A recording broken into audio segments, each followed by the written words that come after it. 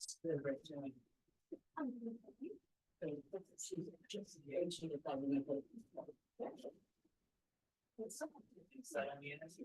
yeah.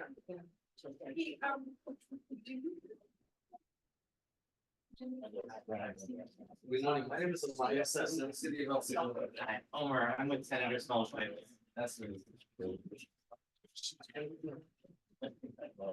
What she said.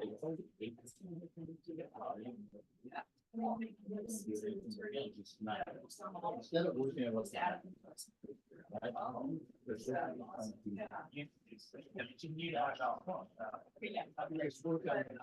Thank you so much. It's coffee. Good morning, good morning, how are you? I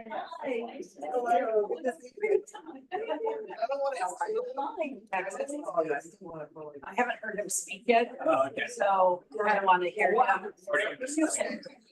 Yeah. So after the meeting. Okay. We'll talk. Okay, good. Okay, cool.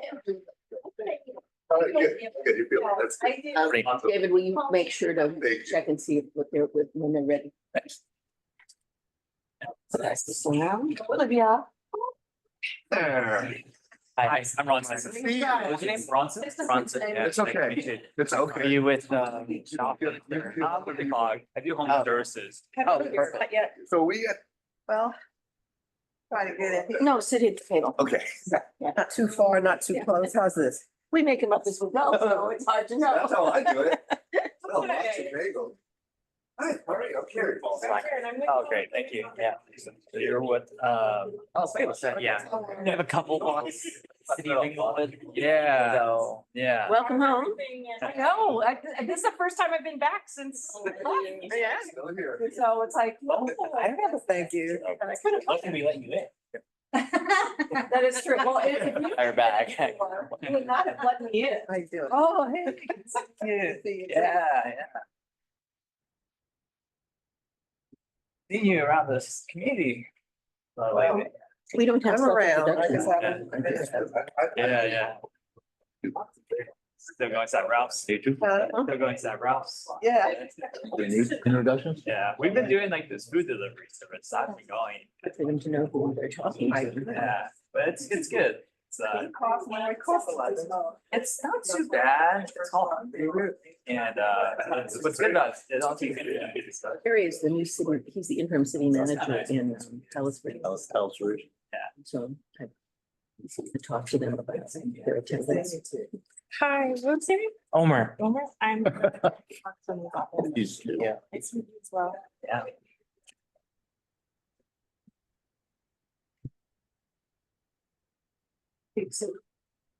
What was Lou's district like? So we have, north to south, it's Santa Monica to Palos Verdes Estates. Okay. And then, It's a big district. Oh, yeah, and then we go up to, we go a little bit west, so we go up to Palms. Oh, And okay. we also cover Beverly Hills, which is the most. Interim city manager in Salisbury. Yeah. I don't know if there's any overlap. Yeah, because we go from Lincoln in Marina Del Rey to like Central. So we have that Palm side area. I think there's some overlap. Okay. Yeah. I would have been like, oh God, I have to go. Split at the state level, Let's, because I know, Yeah. I'm gonna I give. know Isaac Bryan is our assembly member. Yeah, sets up. I'll give you my card as well. Okay. Yeah, I just. How long have you been with us? I've been with her You'll go to the Independence. now. She's kind of new to office. So been with her since I never know. June, but then I actually worked for her at the Labor Center before Trump was elected. So Oh, nice. Yeah. So did you go to UCLA? I did, yeah. Thanks. I'm also UCLA. Oh, yeah. Well, I got I did urban planning there. I got my master's, so. And Yeah, I was like her graduate student researcher Oh, for like nice. 2 years, Cool. yeah. And then she's like, oh, I'm running for office. And then for this, I worked for Sabrina Cervantes in Corona, so That's cool. it was a nice transition. We have the ability. Very, Yeah. do we have serendipity? Yeah, that's cool. Yeah. everything worked out. Yeah, I live in the district. So I live in, Okay. but I have like the part of it that, or like, I live in the part of it that is covered by of. Yeah, I keep thinking, So I'm outside of the. I'm ready. but this is 9 o'clock. So let's say 14. No, she's Congress. I've got to lose district. Oh, yeah. She used to be senator. I mean, people getting Lola and. Oh, you're on there? Oh, yeah, you are. That's great. Oh, yeah, okay, interesting. You're right at that. I'm the new city manager of Culver City. I live in Culver City. Oh, nice. If everybody could grab a chair, we're going to start. It is 9 o'clock and I apologize. I'm that guy. I try to end on time. Okay, so I appreciate you. For those that aren't here, you're missing out on lox and bagels. Thank the staff for bringing that in. So we will call this legislative briefing to order. Jackie, go ahead. Oh, let's do Self-introductions. let's do a self introductions and Jeff, let's start with you at the top. Sure, Jeff Kiernan with the League of California Cities. Morning, everyone. Leo? No? Good morning, Leo Zion with City of Hermosa Beach. Bill? Oh, yeah, I'm sorry. Bill Upoff, Mayor Omita, sorry I couldn't be there today. My wife had foot surgery yesterday, so I'm at home taking care of her. Okay, good morning, Congresswoman Waters. Nice to see you this morning. Thank you. Thank you. Hello, everybody. Hello. Okay, let's go to Cody. Good morning. I'm sorry, my camera's not working for some reason. Oh, there we go. Cody Bridges, Office of Assembly Member Al Marisucci. Thank you. Ken? Good morning, City of Hermosa Beach. Loma? David? David is. Yeah, hi, David. I think, did you do Leo? Yes, I did, Leo. Let's see, let's go to Doug Kraus. Morning, everyone. Doug Kraus, Environmental Programs with the City of Hermosa Beach. Thank you. Sam from. Hey, good morning, everyone. Sam Lou from Senator Ben Allen's office, and the senator should be joining us in a little bit as well. Thank you. Matthew. Yeah, hi, everyone. Matt Vay with West Basin Municipal Water District, Manager of Water Policy. Thank you. Catherine. Mackenzie.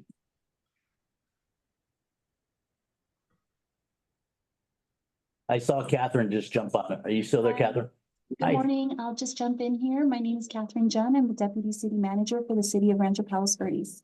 Thank you. Kayla. Michael.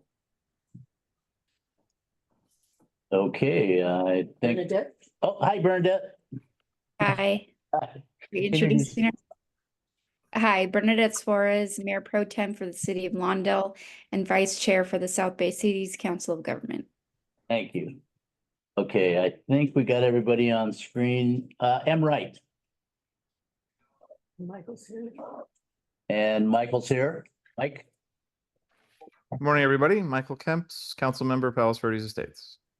Okay, let's quickly go around the table. We'll just start here. Good morning, everyone. My name is Elias Sassoon, City of El Segundo. Good morning, Olivia Valentine, former councilperson for the City of Hawthorne. Grace Farwell with Helping Elders Live Productively. Very to Oh, Carrie Feldman, I'm the city manager of Palos Verdes. Ladies. Good morning, Carolina Region with Public Health. Good morning, LaQuisha Bryan with Assembly Member Tina McKinner's office. Good morning, Daryl George, City Manager for El Segundo. Good morning, everyone. Karen Calderon from Congressman Ted Lee's office. I'm Omer Sohail from Senator Smallwood Cuevas' office. Ronson Chu with the South Bay COG and doing home services. Jackie Backrath, Todd, Victoria. Oh, Victoria Lozzi, Mayor Pro Tem, Palos Verdes Estates. I am. And I'm Rodney Tanaka. I am the South Bay Cities COG Chair and Council Member for City of Gardena. So welcome, everybody. And I know Congresswoman Waters, we know that you're kind of on a time frame here. So we're just going to go ahead and start with you, if that's okay. Oh, my goodness, that's okay. And thank you all so very much. I am very pleased to be with you. It has been a little while since I've been able to attend. Of course, we're here in Washington working, on some serious problems, but I wanted very much to be with you today because there are a couple of issues that I wanted to talk about.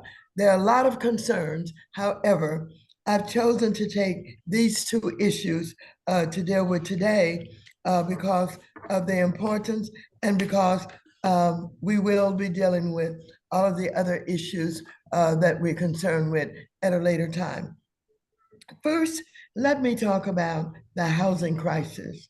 Even though we've been doing well in some of our cities and some of our areas in helping homelessness, we still have a national crisis.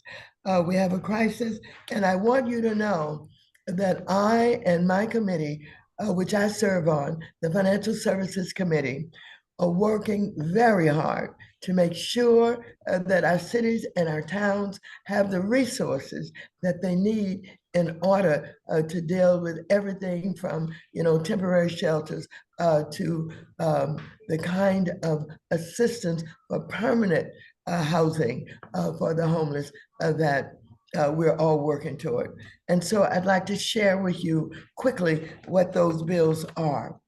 I have HR 4233, the Housing Crisis Response Act, which represents the housing title of the House passed Build Back Better Act, which would invest more than $150 billion in fair and affordable housing investments to create nearly 1.4 million affordable and accessible homes, reduce housing costs for all, and help address stubborn core inflation. HR 4232, the Ending Homelessness Act, which would end homelessness and significantly reduce poverty by transforming the Housing Choice Voucher Program into a federal entitlement so that every household who actually qualifies for assistance receives it. The bill also includes a federal ban on housing discrimination based on source of income and veteran status. And finally, HR 4231, the Down Payment Toward Equity Act, which would help revive the dream of home ownership for all and help address the wealth gap by providing $100 billion in direct assistance to help first generation home buyers cover down payments and closing costs and buy down mortgage interest rates. Together, these bills represent the single largest and most comprehensive investment in affordable housing in U.S. history. It has broad cross-industry support, including from housing and civil rights advocates to workers' unions, housing developers, and faith-based organizations. And so I think we came very close in the last Congress, but we will make sure everybody has a copy of this. And then the other issue that I want to share with you as quickly as I can is about the Postal Service. The highest number of complaints that we get in the office is about the Postal Service. It's under attack, and the culprit is none other than Postmaster General Louis DeJoy. Since his appointment by Trump in 2020, DeJoy has wreaked havoc on the USPS, that is United States Postal Service, slowing mail delivery and pushing for privatization that threatens the very essence of this vital public service. That's why a bipartisan group of 26 senators, including 13 Republicans, are finally pushing back. They're demanding that DeJoy halt his disastrous plans to consolidate sorting centers and further slow down mail processing. This is our moment to strike. The United States Postal Service Board of Governors have the power to fire him, and they need to feed the heat. He needs to feel the heat from our elected officials. So we're going to be getting all of the members of Congress to publicly demand that the United States Postal Service Board of Governors fire Louis DeJoy immediately. Our democracy communities, and small businesses are counting on us. And so DeJoy's tenure has been a disaster from day one. With no prior USPS experience, he's treated our postal service like a business to be gutted rather than a vital public service. His policies have delayed essential mail-like medicines and paychecks, and even threatened mail-in voting. From rural communities to urban centers, Americans depend on the Postal Service for essential communication and commerce. DeJoy's vision of a privatized, profit-driven USPS betrays his vital public mission. So we need to take this moment, and it has been organized by the DFA Advocacy Fund. We're working with them, and we're going to have to take a stand to protect and reserve our postal service for future generations. The complaints that have come, that we get so many of, is late delivery. Some people don't have delivery for 5-6 days, who are depending on their medicine, their foodstuffs that are rotting. When I visited the main post office in LA, it was a mess because they were backed up. And I visited Hawthorne's post office. It's a mess. They're backed up. And I want you to know the Inglewood post office, one of them, is a mess. I visited there, and they can't seem to get the mail out. But I get complaints from everywhere, even from, the furthest part of my district in Torrance, et cetera, et cetera. And so I want you to know that I am absolutely joining in a very, very direct way in trying to do something about getting rid of what I consider the main problem, and that is DeJoy. And that's the two issues I wanted to share with you today. And thank you for the time. Thank you, Congresswoman. Do you have a time for maybe a couple of questions before you have to run off? Yes, please. Anybody for the Congresswoman? Well, can you tell us about the postal commissioners and how are they appointees that are by the president? Are they on fixed terms? Are they, the partisan mix? It's a mix. They have some appointees, and the commissioners, I believe, have a chance to weigh in. It's supposed to be a balanced commission, and the president really does have more power than I thought of until I began to look at his appointment powers. So we are absolutely looking closer at what the president can do and what the commissioners can do in order to absolutely understand the power to get rid of DeJoy. Congresswoman Waters, Ron Sinchu here. I work in Homeless Services for the COG. I was just wondering if there was any more information about making the voucher program and a entitlement. Very interested in hearing about that. That's a big part of the bill. That's a big part of the legislation. That has to go through the process, and that depends on support from the Senate. Now, I want you to know, when we tried this before, we had 2 members of the Senate who undermined our efforts. Both of them are gone. One was Sinema from Arizona, and the other was Manchin from Virginia. They're no longer here. And I think that gets rid of the opposition that caused us the problem of not being able to move through the Senate. Great, thank you. Thank you. One last question, anybody? Congresswoman, thank you so much for taking time out of your busy day. We know that you've got a lot of stuff on your plate. So we appreciate you coming and visiting the COG. Thank you so very much. Thank you all. God bless. Okay, Jackie, let's jump to you. Okay, I'm going to give an update on where we are since our last meeting. And if you can go to the next slide. It's an update. Go ahead. Okay, these are some that we're going to go through. It says General Assembly there. This doesn't seem to be not the right one. Okay, we're going to go through some programs. I will have the right one. Okay.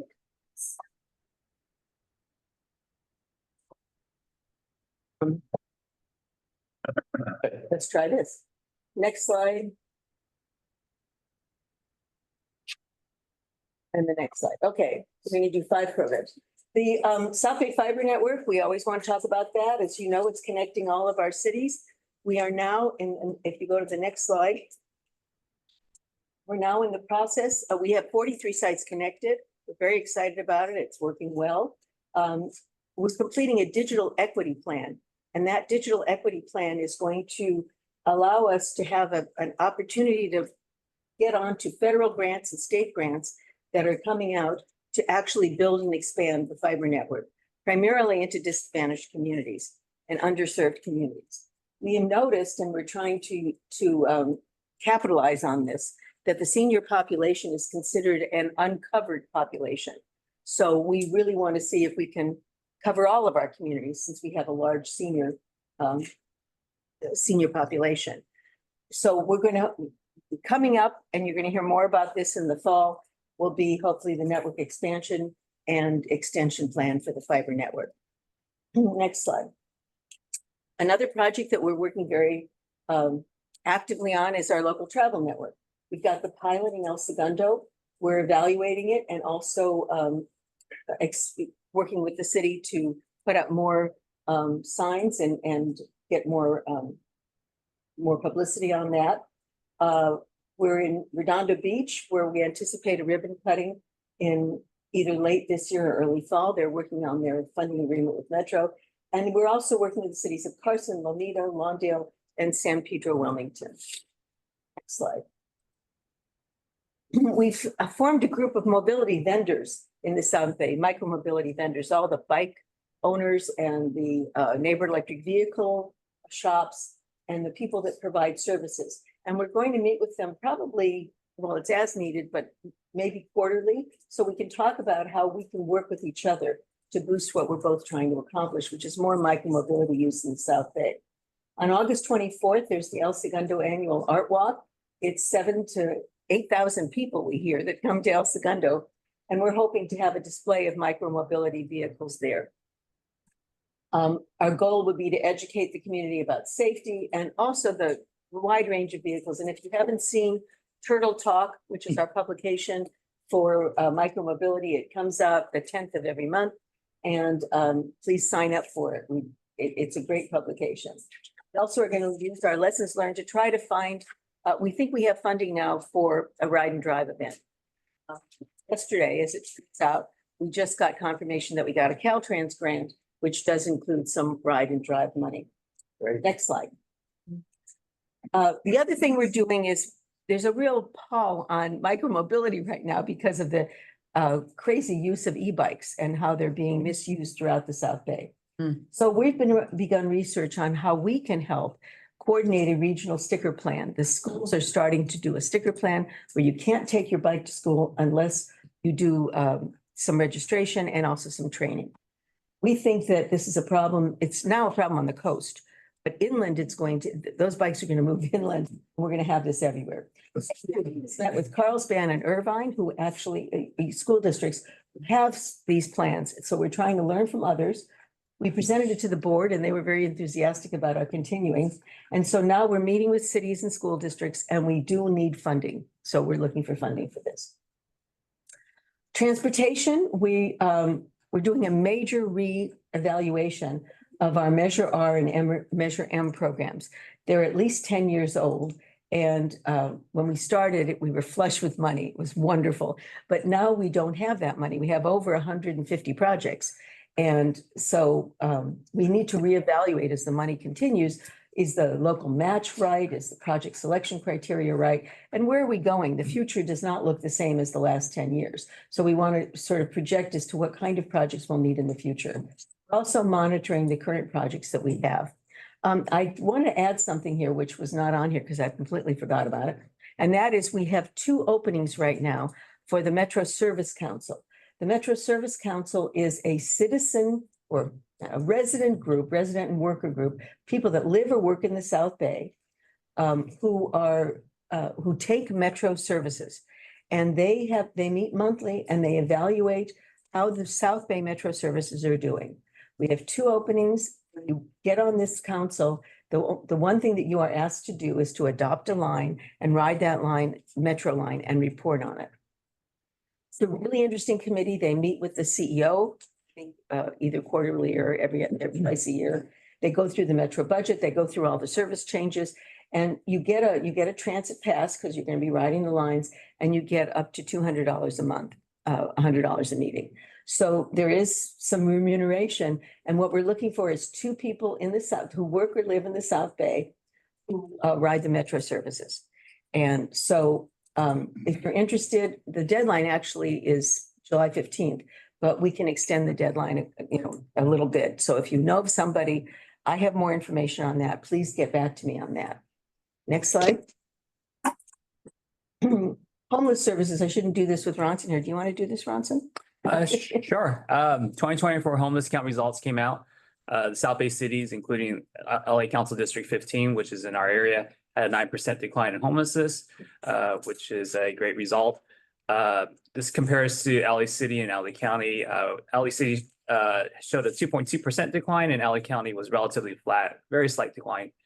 The South Bay cities we've sheltered 30% more people compared to last year, which is terrific. We're getting more people off the streets.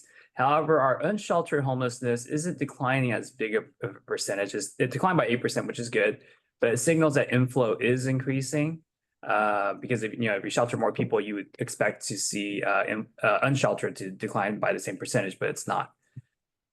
We continue to see increase in families and seniors who are homeless. The family system right now is very impacted. It's taking a long time for families to get help. That's something we're working on with the system. And we're finding that seniors, their social security income is currently not keeping pace with rental inflation. And that's been a problem. So it's good to see some of these bills for seniors, especially the California one. I don't know, can't remember the number, but it's in the packet.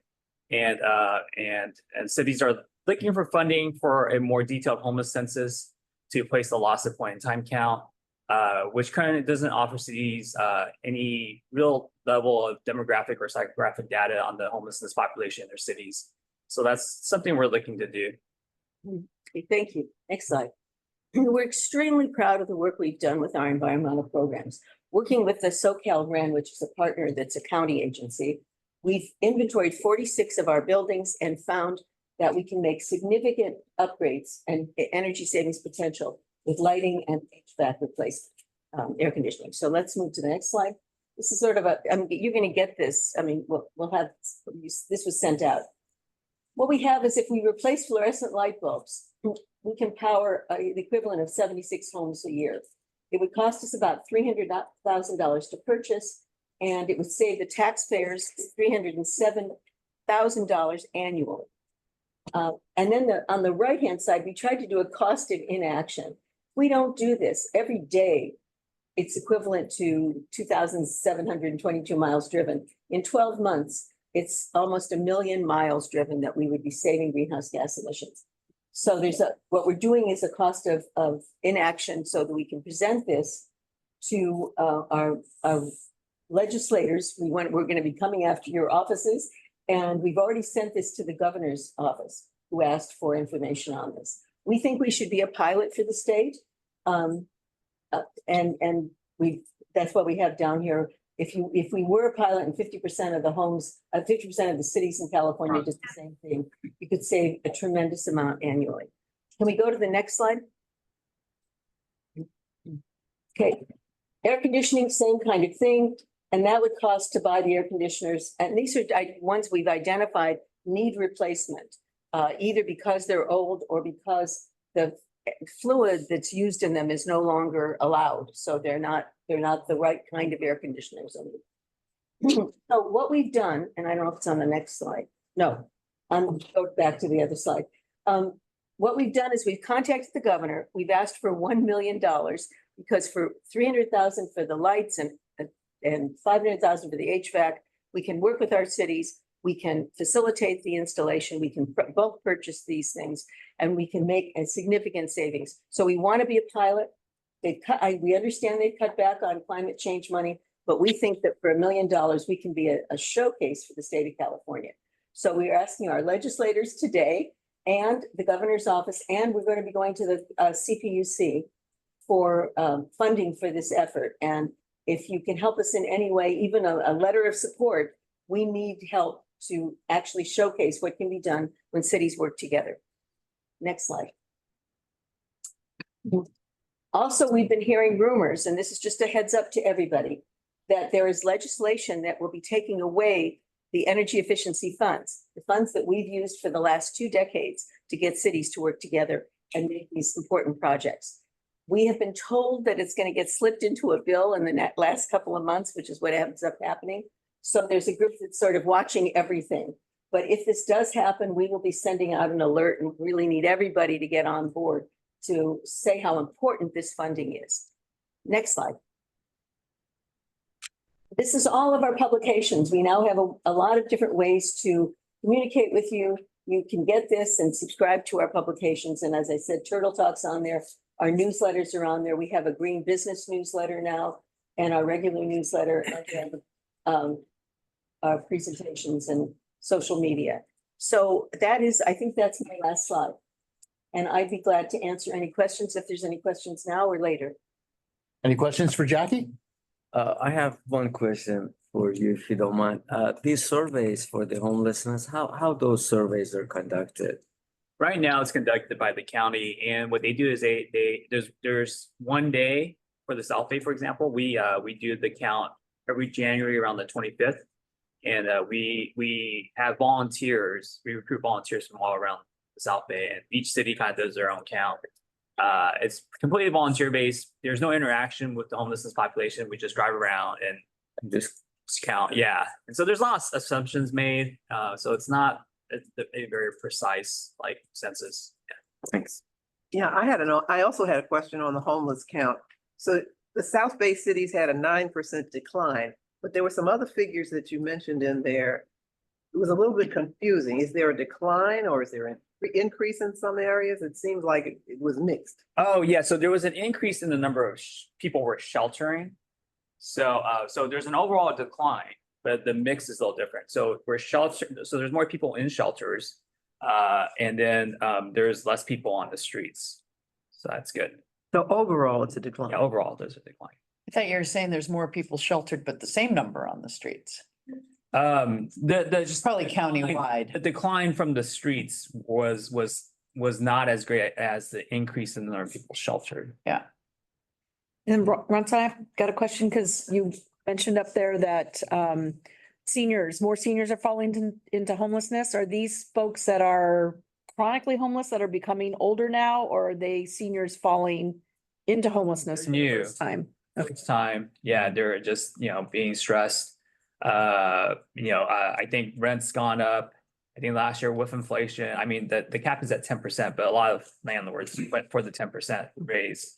And so that's, and I think that's happened for 2 years now. So it's been a lot. I know in Redondo Beach, rents increased by $500 in the last 5 years. So it's about $100 a year. And you just can't keep up with that if you're on fixed income. Yeah. Thank you. Anything else? Any other questions? I don't see any hands. Okay, so we're going to move on to our federal representatives. First up, we'll have Karen Calderon from Congressmember Ted Lieu's office. Okay, I'm happy to go, but I do see that Senator Allen is on, so I'm happy to let him. I've already talked to him. Okay, kind of him. All right, so hi, everyone. I'm Karen Calderon from Congressman Lieu's office. The major update I wanted to give you all today was an update on the status of our community project funding. So I think the last time we met, we hadn't solidified what projects we were moving forward with. The Congressman was able to advocate for 15 projects in this year's fiscal appropriations bills. 10 of those 15 projects are South Bay projects, and that's something that we're really proud of. So I'll give a brief overview of some of those projects. 2 of those are for projects within the boundaries of the city of Rancho Palos Verdes. They're for the Abalone Cove landslide stabilization project and for the Klondike Canyon landslide emergency mitigation project. So both of those projects are going to help mitigate some of the landslide issues that residents are facing in those areas. Our initial request was for over 4 million for those projects, but those amounts after committee markup are floating at about $1 million. We also have a Mayor Leste Intermediate School Modernization Project that's going to be managed by the PVP Unified School District. And then we have a storm drain repair drywall infiltration basin project in the city of Rolling Hills Estates. The amount requested for that was $750,000. We are very happy to say that the full amount made it out of committee markup. So we're happy that, you know, the amount requested by the city is likely going to be granted by the end of the year. We also have a pump station upgrade project in the city of El Segundo. So my friends here from El Segundo are very familiar with that project. And again, we're looking at an amount roughly of $1 million for that project. We also have a real-time crime center project in the city of Hermosa Beach. We have a community building rehabilitation project in the city of Lomita.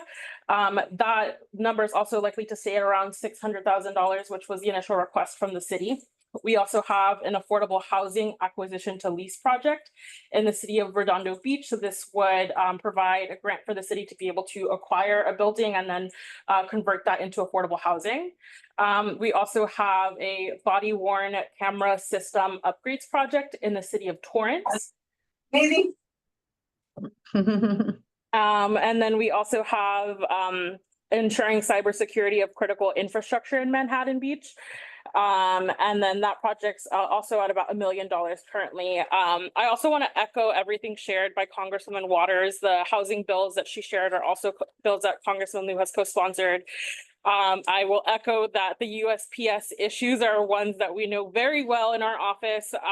And we're also working to help individuals and cities on an individual basis to address what some of those concerns are. We meet bi-weekly with the Postal Service to be able to advocate for our constituents and make sure that those issues are being addressed. There are two pieces of legislation that I wanted to bring up today. So one is HR 7849, which is the Disaster Resiliency and Coverage Act. I think, you know, everyone in the South Bay knows all too well how some residents are affected by natural disasters. So this bill would provide homeowners in disaster-prone regions with broad incentives to harden their properties against wildfires and other environmental risk. It essentially would create different disaster zones that would then be eligible for technical assistance. The goal would be for the state government to administer grants that would be able to be provided to individuals, individual households in high-risk areas to help mitigate any damage that could be caused by environmental disasters. And then the second bill I wanted to bring up was HR 7862. Which is the Government Agencies Affordable Housing Conversion Act. So this bill would direct the Secretary of Housing and Urban Development to facilitate the conversion of government buildings into affordable rent projects. And those were the ones that I wanted to share today, but I'm happy to answer any questions. Thank you. Any questions for Karen?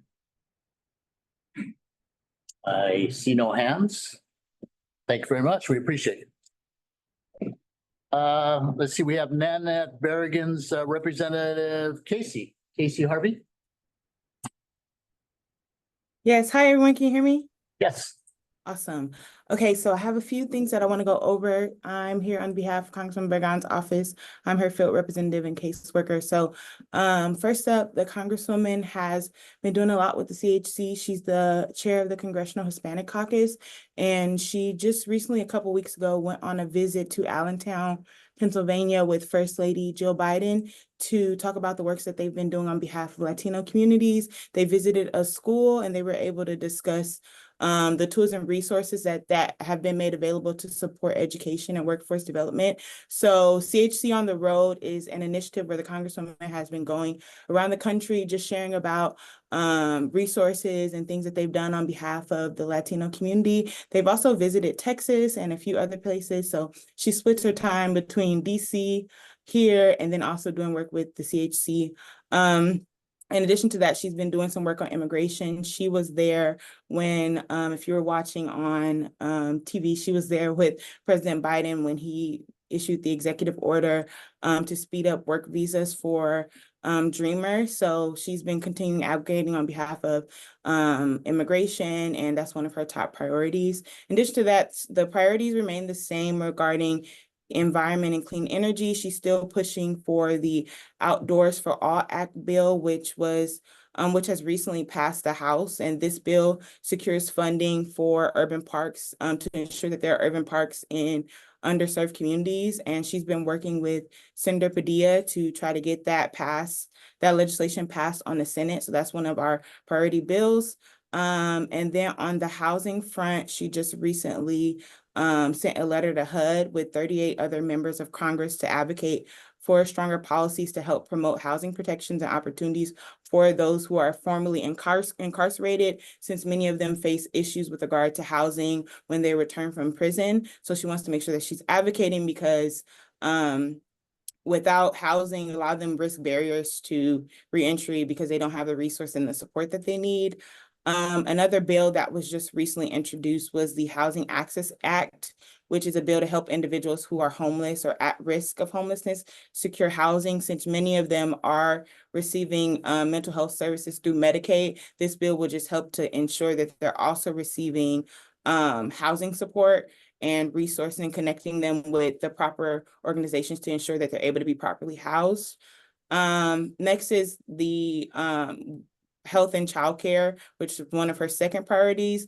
They introduced a bill called the Social Determinants of Health Act, which provides funding for grants to health agencies, nonprofits, higher education institutions to alleviate issues regarding housing conditions, increase access to affordable health care, employment, food security, environmental safety, and different educational opportunities. And she's also co-led on 2 bills that are helping to address the cost of childcare. And the 2 bills are the Newborn Essential Support Toolkit, which essentially just distributes newborn supply kits that are full of resources for new mothers and their children. And then the second one is the Child Care Access Act, which provides a refundable tax credit for up to $5,000 to new family child care providers so that they receive a state family child care license. And then lastly, this is something that is a little bit newer, is regarding food insecurity. The Congresswoman introduced a bill called the SNAP Recertification Reform Act, which is a bill to help ensure that SNAP recipients don't lose their benefits because they can't make the interview.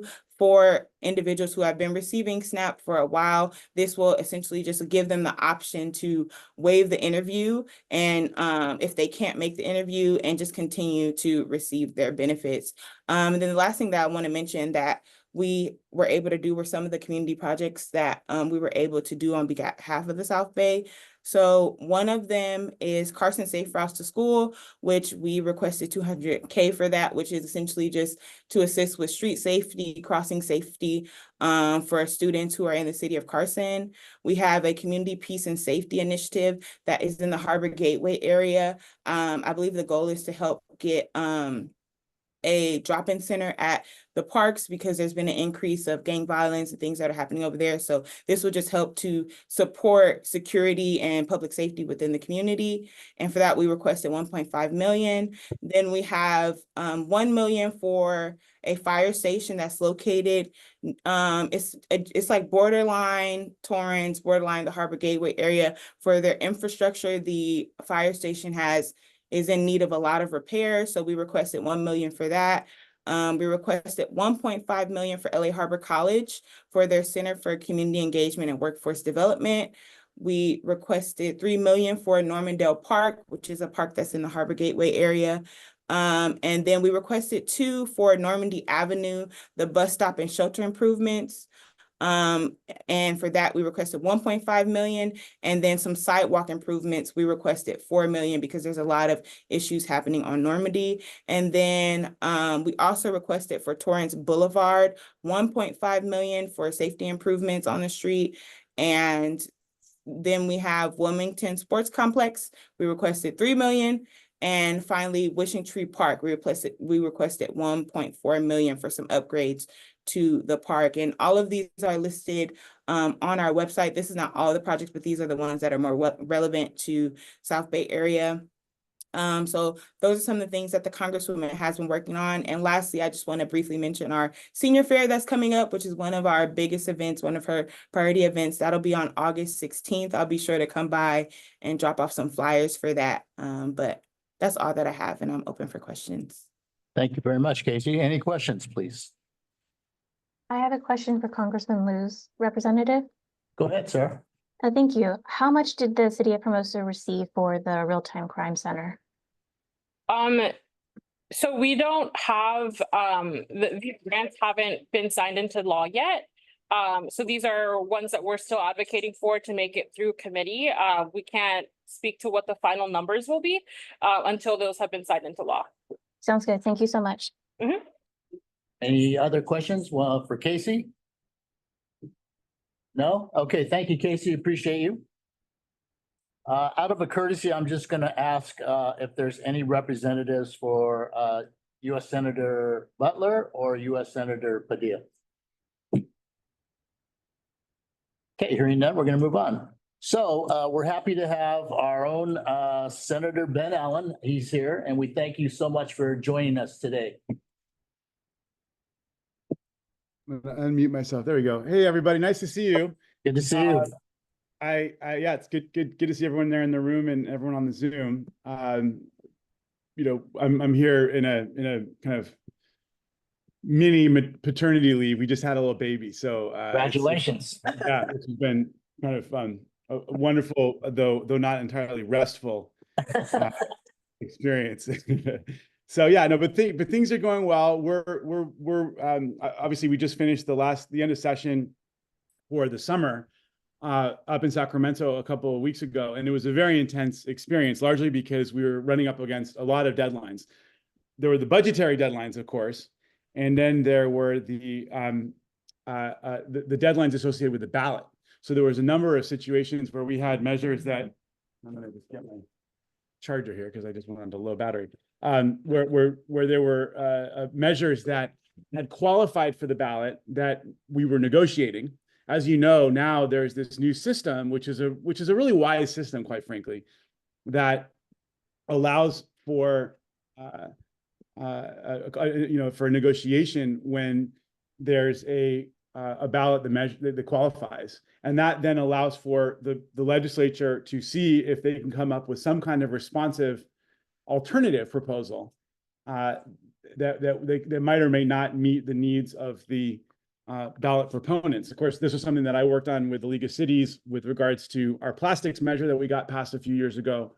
But there have been other examples that have been used very successfully. Most recently, a PAGA reform. So the Private Attorney General Act.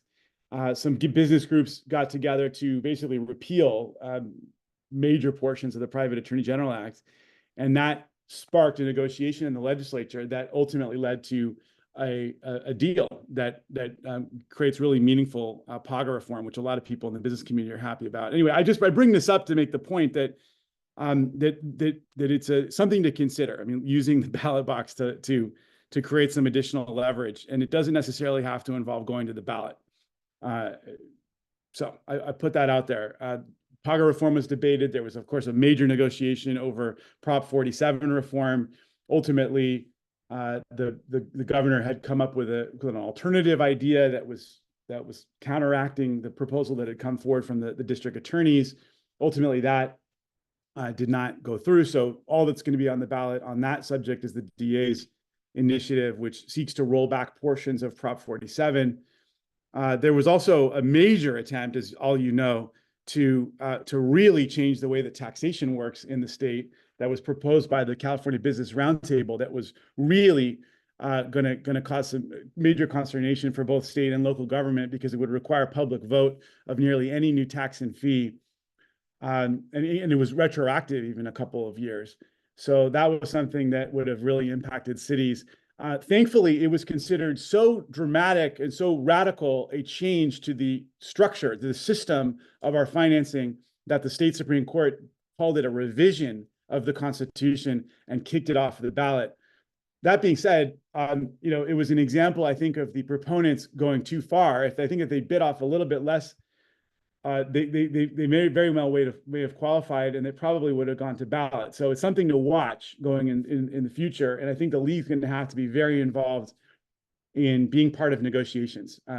There now is a kind of successful track record year after year of negotiations that have happened that have made it so that that measure that the deals can be struck. And I ask you to kind of pay attention to that space, because I think it's going to be an area where there's going to continue to need to be work, and the league's involvement and the COGs I think are going to be really important in helping to ensure that the needs and concerns of cities are properly represented and brought to the fore as these things are being debated and discussed in Sacramento. A couple of the things that I want to just make sure to mention. We of course passed. So many of you know I'm very involved in environmental efforts. I chair the Environmental Quality Committee for the State Senate. I'm on Natural Resources and Water. I co-chair the Environmental Caucus. We got a major climate resiliency bond through the legislature, which is AB 867. So I mentioned it wasn't just about, the deadline wasn't just about pulling measures back from the ballot. It was about putting measures onto the ballot potentially. And we ended up putting two major bonds on the ballot at the end, right before the 4th of July. One of them relating to water and fire, climate resiliency, and the other relating to education. And I will mention that your two local reps were the two authors. I mean, I was the author of the Climate Resiliency, Water and Fire Bond, and Al Marzouchi was the author of the Education Bond. And I'm sure that, I don't know if he's on, but I'm sure he'll be able to hear, his staff are going to be able to talk about that as well. But our bond, the climate one seeks to fund projects that will help to prevent wildfires and strengthen our water supply. That's really where the focus is going to be, primarily on water. But there's also funding to preserve open spaces and parks and projects that mitigate the extreme heat and sea level rise. So watch that space, and happy to talk further about that. I'm also continuing our work to pass SB 1461, which would make landslides eligible for emergency disaster declarations, thus authorizing state funds for disaster assistance and mitigation of the landslide on Palos Verdes.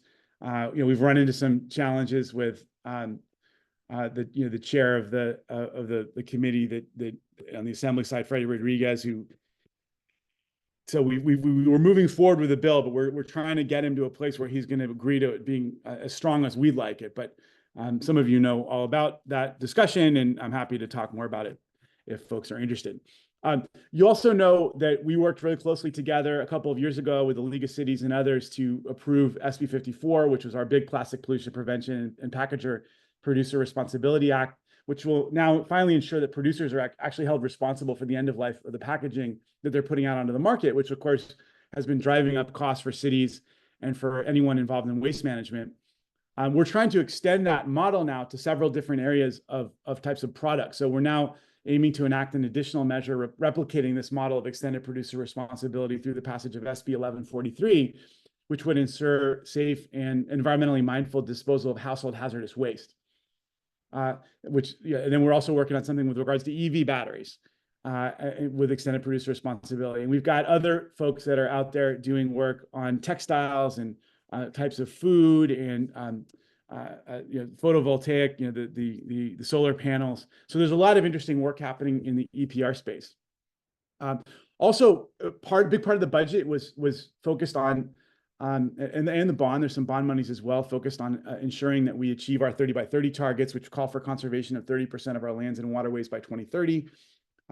We've got that's certainly a major effort, but we're also working on efforts to try to ensure that our state parks have the resources that they need to continue to grow and thrive.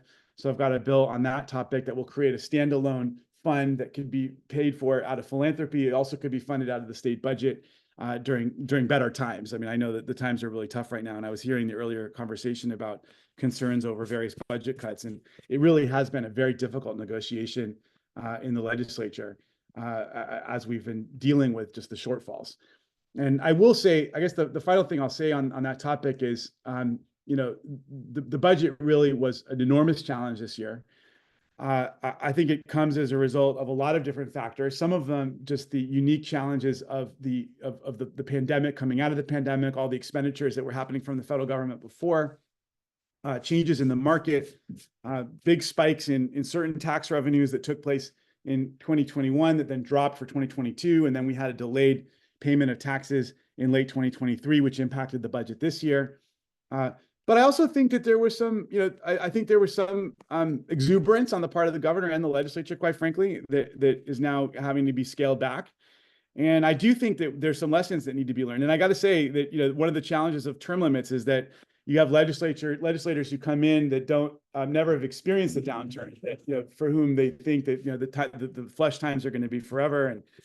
And they've never gone through the boom and bust cycles that we've experienced. It's part of why having a robust and strong rainy day fund is so important. I think we need to strengthen it, quite frankly. I think we need to mandate greater expenditures to the rainy day fund. One of the other things we need to do is ensure that the GAN limit doesn't impact our ability to, under the current law coming out of Prop 13, and this GAN limit that it was established around that time states that that funding that is set aside for a rainy day fund, a reserve fund, is considered an expenditure for the purposes of the post-Prop 13 budgetary system. And we really have to change that because as we all know, that putting money into a reserve is very different than an expenditure. And that was one of several factors that hampered our ability to grow the rainy day fund more than I think we really should have. I will say, of course, some of that, the GAN limit does allow for infrastructure expenditures, and that was not, that could have been taken up more robustly by the governor. Anyway, it's been a tough time. I think now, as a result, you're starting to see difficult conversations in Sacramento about various both line items and programs being scaled back. A lot of the things that the governor funded over the last couple of cycles when money was flush were one-time expenditures, which was a smart thing to do. But some of those have been really good programs that we're now having to scale back. And of course, there was never a guarantee or expectation or promise that they were going to continue. But nevertheless, it's still disruptive when you pay for a big program and then scale it back. So I just think one of the problems that we have with this boom and bust system, with the extent to which we really rely on capital gains, it really speaks to the need for a system that is more level, that shuffles more money into, that really facilitates putting more money into reserves during up times, so that we don't have to cut back or contemplate tax increases during down times, which of course is just the wrong thing to do from every perspective. Certainly if you follow Keynesian economics. With that all being said, we've been, we continue to have an open door policy, and we've just helped. We were going over this the other day. We've been helping thousands of constituents through these difficult times. Everything from economic support, unemployment benefits, tax refunds, small businesses dealing with loans and challenges with the Secretary of State's office, the DMV, whatever else it may be. So please don't hesitate to contact us. We've got a great staff team that you all know down in the South Bay. The phone number is 310-414-8190, and you can get my email address from staff member who's here with me today. I think Davis and Sam are both on, so they can post our contacts as well. So thanks so much for letting me engage with you. Looking forward to seeing you all in person shortly, but happy to answer questions. And I'm also happy to stick on for a little while later as all the other state members get a chance to present if we want to have a broader discussion about state issues. Thank you, Senator Allen. We appreciate you. Any questions? I have a question. We have one. Go ahead. Senator Allen, thank you so much. Is it realistic for us to keep pushing our request for facility equipment inventory?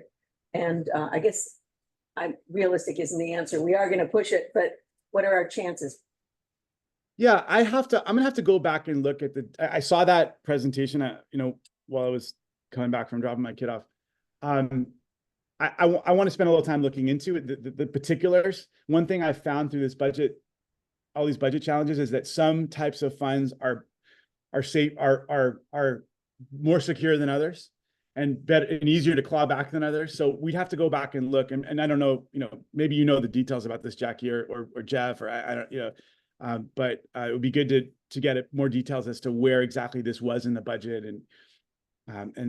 But look, I think you got to fire all cylinders. I think you got to go in understanding this is a tough moment, and that the circumstances have changed, and the Department of Finance bean counters are doing everything they can to claw back every piece of every dollar they can. And then, by the way, that's what they're supposed to do, right? That's their job. I mean, they're looking to save money. But it's also our job to make sure that things that are important to us and our constituents aren't getting, being put on the chopping block without a real fight. And so I wouldn't, the word isn't realistic. I guess I would just say, I think it's, if it's important to you, it's important for you to advocate. It's important for us to advocate. We're just gonna have, I think what we ought to do is probably circle up with Al's office and do a little bit of a deep dive into the particulars of the allocation, and then try to formulate some sort of strategy to help maximize our chances. And of course, to the extent that it's a program that's accessed by people all over the state, engaging with partners from local governments all up and down the state is so critical, and having them call their members and having them advocate and push is how you get these things to remain in the budget. Well, we'll be contacting your office to get you more information. Great. Any other questions? I think I had one quick one. When you started talking about landslide assistance, so insurance companies right now, to me, it sounds like they're trying to blackmail us or keep us hostage, saying that, if you don't assist us with rates and stuff, we're moving out of California. So is there anything that can be done to offset this insurance issue? Because they're canceling insurance everywhere right now. Oh yeah. Yeah. No, it is a major problem. It's a major problem. And we're actually going to be, we're putting together a town hall on this topic with the Department of Insurance. I think for July 31st, Sam, maybe you can correct me, but it would be great if you guys want to be a part of it, and you can pose some of these tough questions to them. I guess what I would say is that the challenge of this is that these are not utilities, right? Insurers are, they have a role that's kind of similar to utilities in the sense that they're necessary. You can't get a mortgage typically unless you have insurance. And yet, and a lot of landlords who rent have to have insurance as part of their financing. And yet, these are private entities that can choose to work in the state or not. And we passed this aggressive Prop 103 a while back. We all supported it. It was a great reform. It's kept our insurance rates low. But it has led to some challenges where that, plus the fact that we have a system, with the impacts of climate change, there's all these additional threats that exist today that didn't seem to exist when we were all younger. Whether fire being the most dramatic of them, but drought and, as you're experiencing on the Hill, the combination of deep drought and then atmospheric rivers that have really impacted the hydrology, which have impacted the landslides and all the rest. And then we continue to have the same problems we've always had with earthquakes. So though those factors coming together have led to a real reckoning point for insurance. And I think what we're going to start to see is a push, and we're already starting to see it, is a push for some moderate reforms to Prop 103 that would allow for the insurance companies to raise rates a little bit more than they currently do under the Prop 103 system, but hopefully not so much more, so we can keep this calibrated and moderate. The other thing that they really want to do that I think makes some sense, quite frankly, is that Prop 103 said that they can only base their actuarial work on history. And the problem with climate change is that history is not always a very good guide. So finding new ways to incorporate some of the things that we know about the impacts of climate change through drought and extreme weather, I think would be important as we as the insurance companies are figuring out how to engage in their rate setting. So I think that's the discussion right now. You got folks on, my friends at Consumer Watchdog, that I think are going to fight really hard for the Prop 103 model. But you also got the reality of everyone, picking up and leaving, and the fact that we really do need a robust insurance industry. It's part of it's a part of a mature economy. And it's going to be a major discussion point over the next a few months. And The insurance commissioner will be very involved. Susan Rubio, who's the chair of the insurance committee in the Senate, is very involved in this effort. In fact, we have a working group. I'm not a part of it, but they're off working on these things right now. But if you want some additional, I wouldn't mind, and we could get a little group together from the COG perhaps that are really interested in these insurance issues, and we can do a deep, kind of a deeper briefing with her office and the Department of Insurance, and maybe throw some ideas around, because you're right to bring up the issue. It's a massive problem, and it's going to be hard to fix because you can't just order these people to stay. This is not like, we don't have the kind of regulatory power over them. They're private businesses that have the right to leave if they want to. So that's one of the challenges that we're facing. And partly as a result, the FAIR Plan is getting so overstretched. So yeah, so I think basically it's going to come down to some modest reforms to 103. That's what I think what it's going to have to be, where we don't blow the whole thing open like the insurance companies would like us to do, quite frankly, but that we provide some additional flexibility that will allow the market to respond to changing conditions. Okay, we're gonna have Jackie from the COG reach out to you. Maybe we can set something up. We'd appreciate that. That'd be great. Okay, we have one question from Matthew. Go ahead. Yeah. Hey, Matthew. Yeah. Hi, Senator Allen. Yes, with the West Basin Municipal Water District, just wanted to thank you for your leadership on the climate bond. That's a measure that our board has been in support of for the past year plus. Thank you. And so congratulations on getting it on the November ballot. So just a couple questions. What are you kind of most excited about the final version of what got through? And is your office planning to do any education or any stakeholder sessions over the summer or fall months ahead of the election? Because we'd like to be kind of part of that if that's in the plans. That's a great idea. I'd love to do that. I will say water was the largest, by far, the largest portion of the bond. And there's going to be some serious funding there for all sorts of resiliency projects, including water recycling, groundwater recharge, major pots of money in both of those areas. Something like $1 billion, I think, will be invested, just in those two areas alone. And I think the water pot is around $4 billion. So it's a major investment in water infrastructure, and wildfire resiliency. Those are the two most important, largest portions of the bond.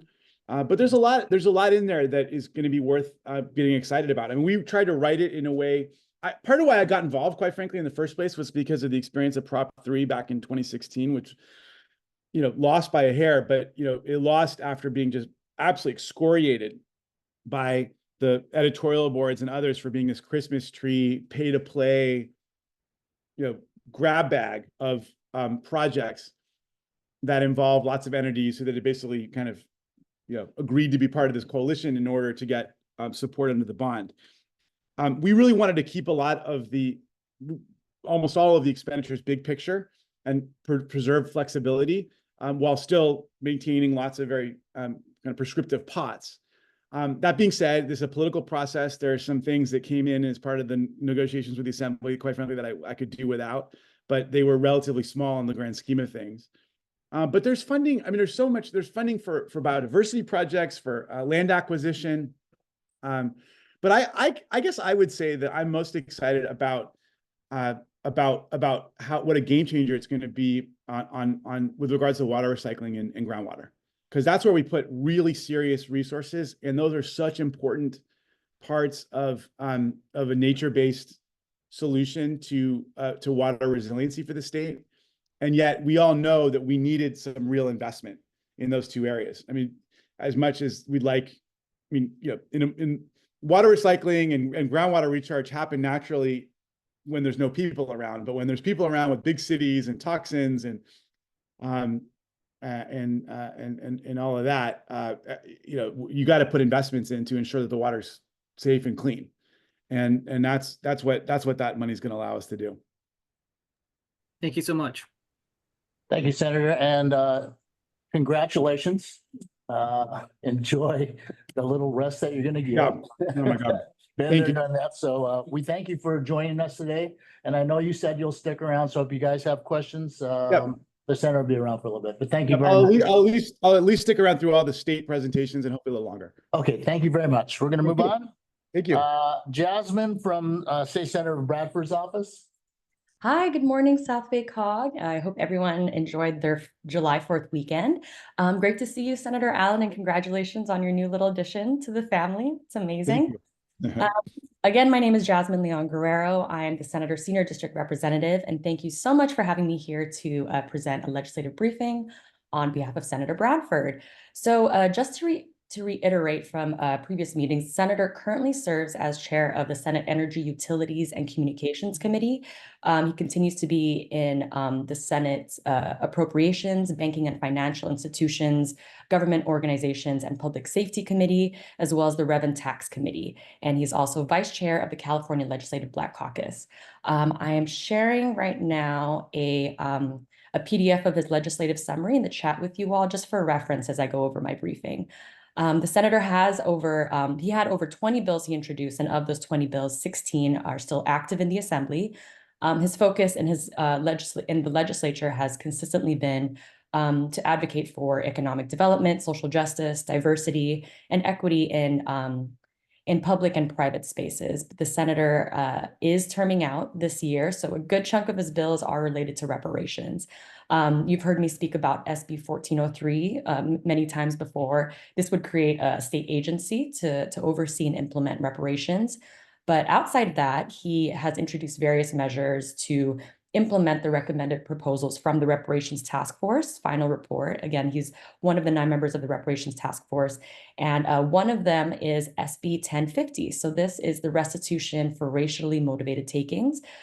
Just like the historical legislation the senator authored to provide restitution for the unjust taking of the Bruce's Beach in Manhattan Beach. This new legislation will actually provide a broad pathway to justice for others that have been harmed by racial or racist policies and practices in the past. And SB 1331. So this is a fund for reparations. The measure will establish a fund to implement these policies. And this is really needed to set a foundation for California's efforts to repair the harms and disparities created by our state's role in slavery and in adopting racist public policies due to it. It's really important to note that, and I can't say this enough, the senator is trying to make sure that people understand that reparations does not necessarily mean cash payouts. So this could mean free education or assistance on first home loans. So, and we all know, and the senator completely understands that the economic restraints that we're currently in as a state. So, let me see, some additional measures the senator's working on includes SB 1177, enhancing utility supplier diversity. SB 1075, overdraft fees. So this would create new protections for California consumers by requiring state chartered credit unions to allow a minimum of 5 business days before charging any overdraft or non-sufficient fund fees. So this would also prohibit them from charging more than 3 types of these fees per month. So this really protects the consumers, especially the ones that are in the most need. And SB 1348, this is a Black serving institutions for higher education. So this would create a designation for institutions of higher learning that serve a large percentage of African-American students. So similar to the designation that granted to universities who serve Hispanic or Latino students, many of our universities in California and in the 35th Senate District actually specifically have a historic legacy of serving Black students, and in particular, Cal State Dominguez Hills and Charles G. University.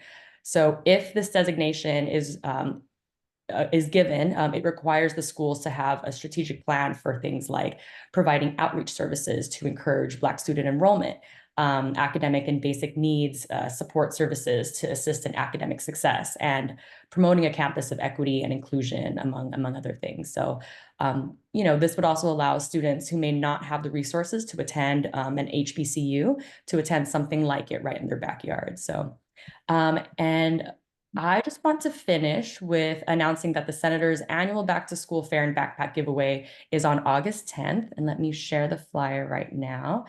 It's on a Saturday from 11 a.m. to 3 p.m. at Compton College. And we've done this in the past before, and we provide backpacks filled with school supplies to student attendees and offer various services like health screenings, eye exams, dental screenings, immunizations, haircuts and braids. That's always really popular. And but this year we actually have a special focus on mental health.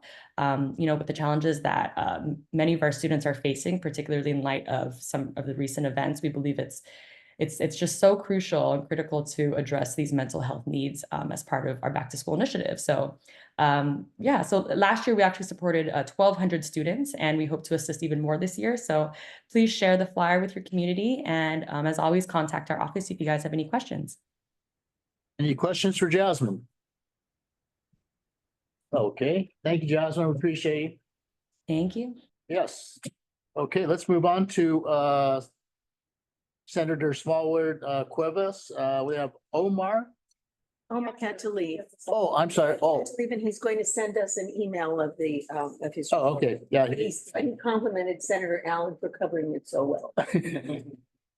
Okay. So we'll move on to Josh Lowenthal, Representative Lizette. Hello, can you all hear me? Yes.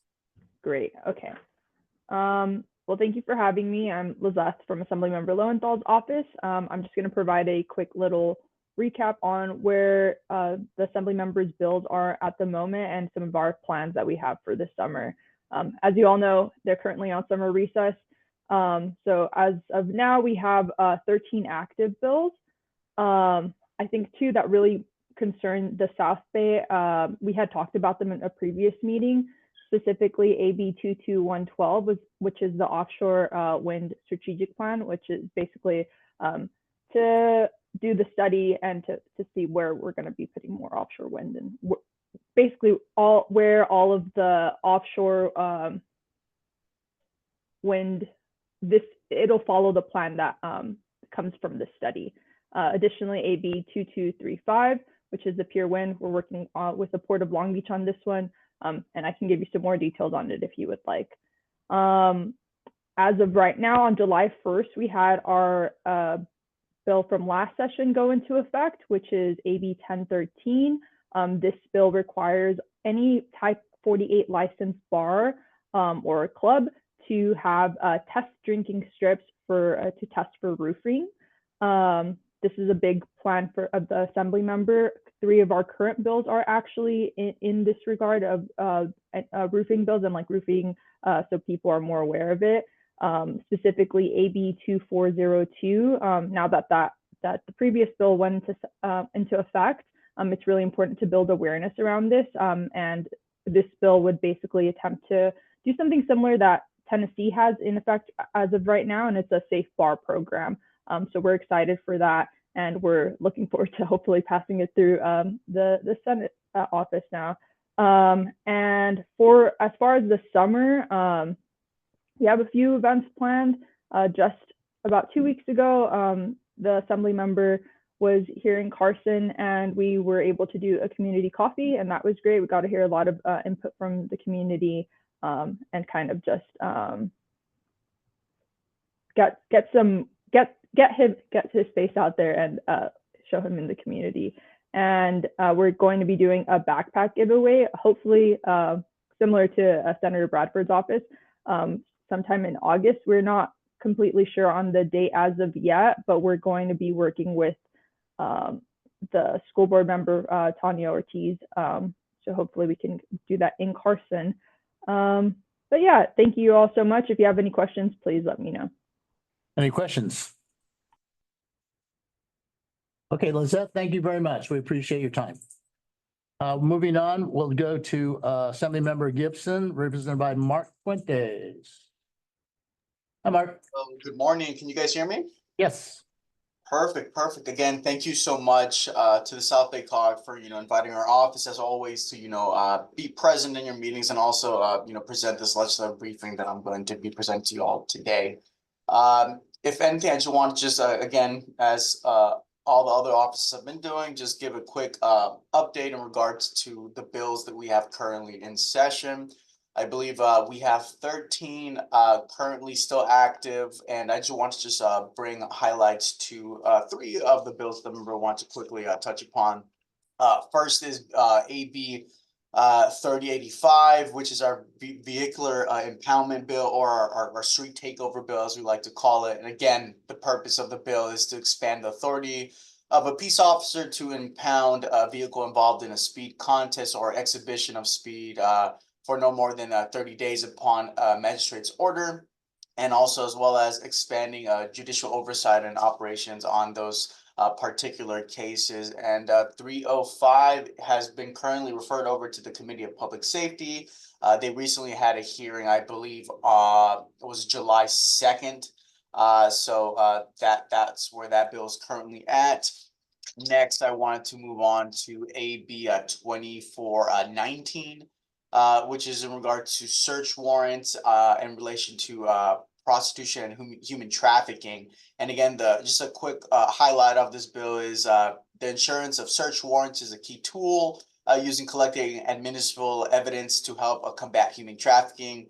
Essentially, the trafficking of minors, in particular, communications regarding the possible trafficking or solicitation of a minor is currently not listed as a grounds for issuance of a search warrant. So this bill seeks to amend that and change the existing law to allow officers to, search phones of individuals that might be considered to be, humanly trafficked. So again, AB 2419 currently has been referred to the Committee of Public Safety as well. And I don't believe they had a hearing recently, but that's where that bill is at. Next, I wanted to go to AB 2816, which seeks to enhance school safety by establishing school mapping technology to ensure emergency response team have precise unified location data to coordinate and communicate quickly and decisively in emergency situations. 2816 is currently referred to the Committee on Government Organization, and a hearing was held last month on the 25th. Those are just a couple of bills that our office just wanted to quickly highlight and bring to the attention of the South Bay COG. Again, we have 13 bills in total that are still active. And again, if you'd like to hear more on any other particular bills that interest you or have relevance to your organization or city, by all means, reach out to me and I'll be more than happy to, give you updates on any specific bills that you have in mind.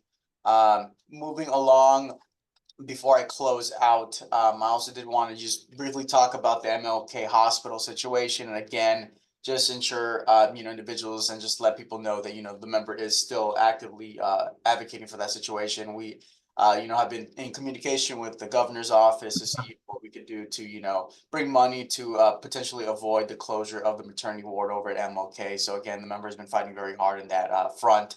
And finally, if I can share my screen, I just want to just quickly share a flyer for an event that we're going to have next month on August 10th, which is our Fatherhood Conference. Again, this is kind of our counterpart to our Blush Conference, which was more, women focused. This is going to be more so on the male side, in particular with fathers in our communities. We wanted to offer a space in which fathers can come to, kind of congregate and speak with other fathers who, are going to be able to share their experiences, kind of learn how to be better dads through, informational seminars. We're going to have guest speakers. They're going to talk about, their journeys as fathers. And again, we'll have, breakout sessions ranging from, relationships with children, learning more about esports and how to connect with, with kids on that front.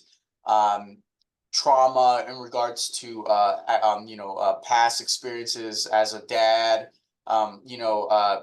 If anything, we're also going to be having a paint and sip where dads can paint through instruction from an instructor that we have coming into the conference. And we have many more other breakout sessions and fun activities for dads to get involved in. And again, we're really excited about this. Again, it's August 10th.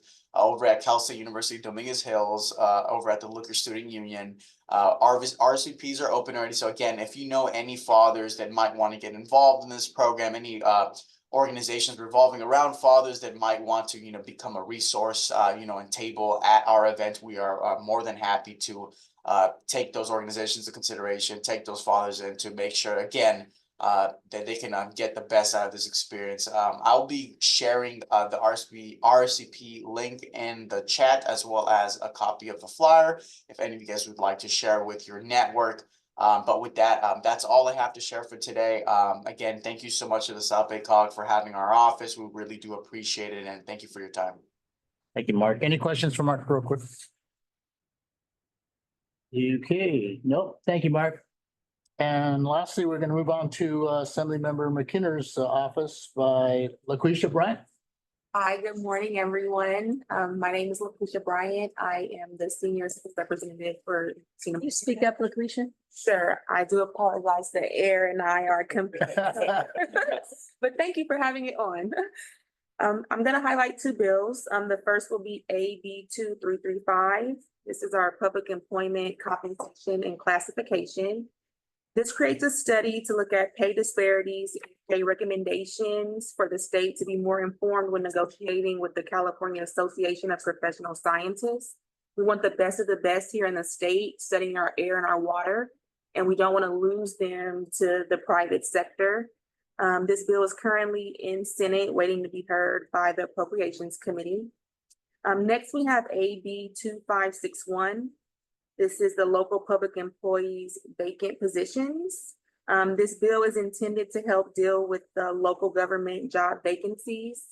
As mentioned earlier, we have an increase in homelessness. We have seniors who don't have enough retirement funds to help them to be able to maintain their homes. What we hear in California is that employment just does not provide livable wages. But government jobs do this. So we'll be able to connect Californians with employment opportunities that provide living wages, medical benefits, and solid retirement plans.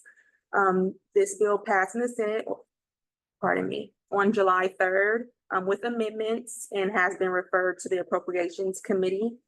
And then while I have you, if I could just, and I know I'm preaching to the choir here, but we want everyone to be safe this summer, so we want you to prioritize your health. Stay hydrated. For every cup of coffee and tea that you're drinking, try to follow that with a bottle of water. Wear your shades, wear your hat, stay out of the direct heat. Thank you. And utilize your preventative health coverage. Make sure you're current on your vaccines, get your mammograms, your blood pressure tested. And while you're out in the community, at the grocery store, at the gym, the person next to you in line when you're getting your coffee, remind them to register to vote. That's one thing. And we're very proud that over this summer, we were able to, in collaboration with 101 Enterprises, provide laptops and backpacks to graduating seniors who will be going into college this fall so that they have the tools that they need to be successful. And that concludes my report, and I'll be happy to take questions. Thank you. Any questions for LaQuisha? I just have on the local government employment bill, you said? Yes. I mean, we all as cities have a huge amount of vacancies, I believe. So how would that help us, that bill help us fill those vacancies? If I'm understanding that correctly. So what it would do is make them intentional on broadcasting the vacancies that are there, helping to get qualified candidates applying for those vacancies. So identifying where we have the vacancies and being intentional on getting candidates to apply for jobs. All right, thank you. Okay, other questions? Okay, let's go to public comments. Anybody have any public comments? Hey, Rodney. Oh, I'm sorry. Who did I skip? Yeah, Cody I'm with sorry. Assemblymember Mercy. Hi, Cody. Go ahead. I'm sorry. Thanks, Rodney. I'm Assemblymember Mercy. Sorry you couldn't make it today. He's spending some time with family as we begin summer recess. Senator Allen, Jackie, I'm happy to engage with you and your staff about the FEI pilot. I'll keep things brief today. I'll just talk about our three bills that passed. And thank you, Senator, for the lob for the first bill. AB 247 was passed, signed, and chaptered. This bill places a $10 billion bond on the November ballot, which will provide funding for TK through community college facilities. AB 1988 is on the governor's desk, This bill allows overloaded animal shelters to make puppies and kittens immediately available for adoption instead of a waiting period. AB 2268 was also chaptered. This bill exempts TK students from the English Language Proficiency Assessment for California, or LPAC. It basically allows the state to find a long-term, developmentally appropriate solution for multilingual children. The member will be back in the district soon, talking with constituents. He's hosting 3 town halls in the next month. The first is the Palos Verdes Town Hall. That's on July 27th at Hess Park. The Manhattan Beach Town Hall is on August 3rd at the Joslyn Community Center. And the Redondo Beach Town Hall is on August 10th at the Redondo Beach Main Library. Happy to answer any questions. And if you have any questions on our other bills, I'd be happy to send you more information. Thanks, Cody. Sorry I passed you up there. I miss you. No, you're all good. Anything for Cody from, is there none? Any hands? Jeff, anything from Cal Cities?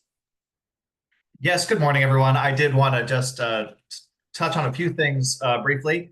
Our Cal Cities Board of Directors is meeting today in Pasadena, and they're going to be taking up and considering positions on 4 of the statewide ballot measures that were just recently put on the ballot, as Senator Allen noted. The 4 are Proposition 36. That's the Homelessness, Drug Addiction, and Theft Reduction Act placed on the ballot by the California District Attorneys Association. Prop 33, which is on rent control. Proposition 5, which is the local government housing and infrastructure vote threshold, lowering that vote threshold to 55% for infrastructure and housing for bonding. And then Prop 4, which Senator Allen authored, the climate and water bond. Hopefully, we supported that when it was in the legislature, so I expect we will likely support that again, but we do have to take it up as a formality. Senator Allen also mentioned the public safety sort of bills, things, Cal Cities has been very engaged, especially the LA County Division through our President B. Derringer of Rolling Hills on the public safety bills. We had, as that had gone around and back and forth through the legislature, Cal Cities was in support of those bills. We actually went to an opposed position when it had the inoperability clause that was added, that was potentially going to move forward with the DA's measure. Now that those, we have been told that that operability clause will be removed or has been removed from most of these bills, we are back in support of that package of bills. So we'll be continuing to update our members as they move forward in the final month of the legislative season when they return in August. I wanted to mention a few housing bills, knowing that this is always an important part for the South Bay. We've got quite a few action alerts that have gone out. There's 2 bills on development fees, AB 2729 and SB 937. We are opposed to both of those, and that both of them essentially delay when you can collect your development fees from developers on specific projects. There's a housing element bill, AB 1886 Alvarez. We are opposed to that. Essentially, it says building remedy begins immediately as soon as you're out of compliance. It also, and then there's SB 1037 by Senator Wiener. It instills penalties of up to $50,000 a month for those cities who are out of compliance. We attempted to insert or offer some amendment language to the author that would essentially allow cities to cure misunderstandings of the law, or those cities who are trying to be good faith actors who simply make a mistake. Unfortunately, that amendment idea was rejected by the senator, so we are still opposing that bill. AB 2560. Now, this affects cities in the coastal zone. It would require a local coastal plan for all coastal cities, which is not currently the law, and it would give the Coastal Commission back power over housing by adding a housing element. You have to now include your housing information in your local coastal plan. And it requires that that local coastal plan be updated by January 1 of 2026. So we were originally neutral on that bill, knowing that this impacts cities all over the state. But once they added all this information about requiring the LCP, we did have to move to an opposed position. Lastly, I just want to mention one thing that so the representative from Assemblymember McKinnon mentioned, you know, her AB 2561, as Daryl correctly pointed out, it's not really designed to help cities. This is regarding the vacant positions. Anytime you have a 10% vacancy rate, you then have to create a plan and cure that within 180 days. So CalCities is opposing that bill. We most notably note that the state does not often has a 10% or higher vacancy rate, and they're not subject to this provision. So we're saying the cities should not be either. So that's my update. Happy to take any questions. I heard that my priority bill list was passed out to the group, so that's fantastic. I know I also shared it in the chat, so happy to take any questions. Thank you, Rodney. Yeah, thanks, Jeff. Any questions for Jeff? Go ahead. Good morning, Jeff. It's nice to see you again. Great to see you. Why do you label some of the bills as hot? Usually that's just a way for us to give indication to our city and our members that these bills need some extra attention. It's bills that we've either been working on with the author and have failed, or they seem to be sailing through without any opposition. So we wanted to bring extra attention to those bills and try to get our cities to take action. Is that sort of one step below an action alert? When you say take action, do you mean immediately? Absolutely. I mean, we only have about, once they return on August 5th from their summer recess, you only have about 4 weeks of legislative session left before August 31st. So we're using this time during their summer recess to try to get as many letters and phone calls into our legislators as possible on these bills. Thank you. Thank you. Anyone else for Jeff? Jeff, thanks for joining us. We always appreciate your expertise on all of our bills and stuff. So thank you all. Thank you. Okay. All right. We're pretty much on time, but I'm going to ask if there's anything else from anyone on screen or here. Does Senator Allen have any thoughts? Okay.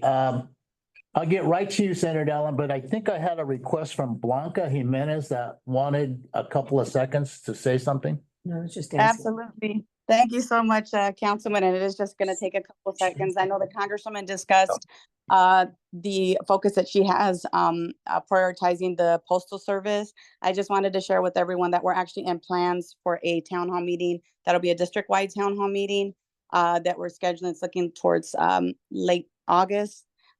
We're hoping not to go into September, but as soon as we have those details, we'll be sharing it with everyone. So I just wanted to mention that. Thank you so much. Thank you, Blanca. We appreciate that. Senator Allen, any last words? New father? No, just my hardworking fellow public servants, and thank you for doing all the work you do. No, thank you. We appreciate you representing us. Yeah, thank you, and just please don't hesitate to reach out. I'm looking forward to a couple of the things we're gonna do coming out of this meeting. Yeah, and everybody knows that his new office is in El Segundo. So they have some great places to eat there, so Sure do. stop in. Sure do. Even a good distillery nearby. Yeah, there you go. I'm in. So. Okay, I see no other questions. I see no other hands, and I thank you all for attending our legislative briefing. It's something that we feel is very important, and we do appreciate those that showed up in person. And we hope to see more of you at our next one. So with that being said, we're 2 minutes over. We stand adjourned. Public comment? Oh, public Oh, comment. did I ask for public comment? Oh, I'm sorry. Time out. We're gonna do public comment. Go ahead. Thank you, Mr. Chair. Hello, everyone. Good morning. Brandy Keith with the South Coast AQMD. I just have a brief update from our agency regarding Rule 1146.2, which was approved by our governing board on June 7th. This rule is in regards to emissions of oxygen, oxides of nitrogen from large water heaters, small boilers, and heaters.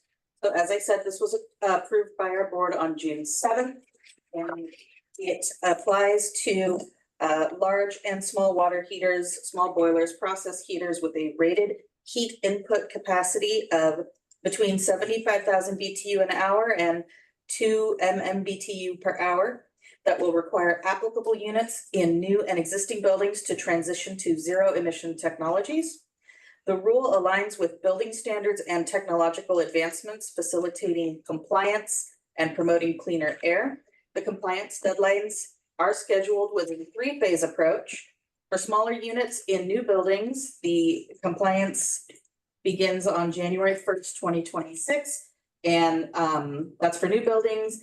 And the deadline for installation in all buildings will be January 1st, 2029. For larger units and pool heaters in new buildings, the deadline will be January 1st, 2028, and all buildings by January 1st, 2031. And for high temperature units in new buildings, for new buildings, January 1st, 2029, and for all buildings by January 1st, 2033. The amended rule will result in a reduction of approximately 5.6 tons per day of nitrogen oxides emissions, which is a significant contributor to smog in our region.